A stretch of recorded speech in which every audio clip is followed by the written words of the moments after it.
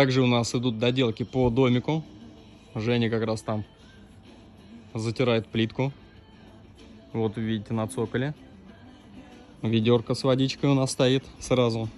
Плюс мы вывезли мусор, поэтому здесь освободился целый угол. Весна прям зеленеет, все. Скоро яблони зацветут, потрясающе. Ну и с таким шикарным видом мы будем сидеть, пить кофе или чай.